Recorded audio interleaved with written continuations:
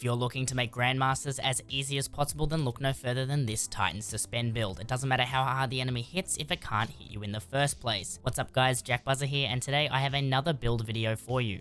Today we're going to be looking at the Strand Titan. This will be my first build on the Strand Titan, so I hope you enjoy it. The dim link for this build and all of my other builds can be found in my Discord, linked below. Suspend is one of, if not the most powerful debuff in the PvE endgame as of right now. Enemies are held up for a comically long time where they are unable to defend themselves or harm you. The only enemies you are unable to suspend are bosses, meaning 90% of the enemies you'll encounter in a Grandmaster Nightfall you'll be able to suspend, making them easy work for you and your fire team. This build will make sure you've got your abilities constantly recharged and ready to suspend your enemies. If you run this build in your Grandmasters, you'll be getting your Conqueror title very easy. So let's take a look at what makes this build tick by jumping straight into the subclass screen. For grenade, we'll be using the Shackle Grenade to suspend targets. We'll be pairing this with the Armamentarium to gain 2 grenade charges. For aspects, we'll be using Drenga's Lash, which will allow our barricades to suspend targets, and Into the Fray to give woven mail to you and your allies, but to mainly increase your melee charge rate. And for our fragments, we're running Thread of Continuity to suspend targets for longer. Thread of Mind, defeating suspended targets give class ability energy, which will allow you to suspend more targets when you pop your barricade again. Thread of Generation, gain grenade energy from damaging enemies. While enemies are suspended, they'll be easy targets to damage and free grenade charge. Thread of Ascent, not a required one, but a nice to have, increasing your weapon stats and reloading your weapon after you throw one of your shackle grenades. With this subclass setup, you'll be able to keep your ability uptime as high as possible, and being able to charge your abilities before enemies get unsuspended, then simply resuspending them. Now, which mods are we going to be using to enhance this build to squeeze every bit of power out of it? On our helmet, we're running Siphon mods to generate orbs of power. These orbs of power can be used for armor charge, or you can run hands-on to charge your super faster. On our gloves, we're running double grenade kickstart, which was fixed at the start of Lightfall to still work when you have multiple grenade charges. On our Armamentarium, we're using charged up for more armor charges to increase the effectiveness of grenade kickstart. On boots, we're running stacks on stacks to gain more armor charges per orb, and innovation for more grenades, or you can run recuperation for healing. And finally, on the class item, we're running double bomber for faster grenade charge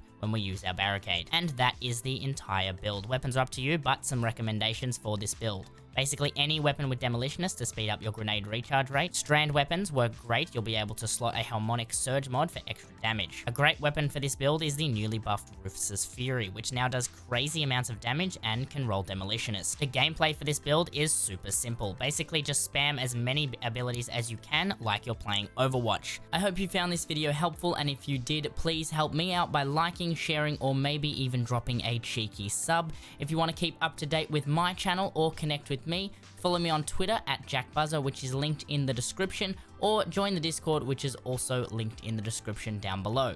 I hope you have enjoyed and have a fantastic day.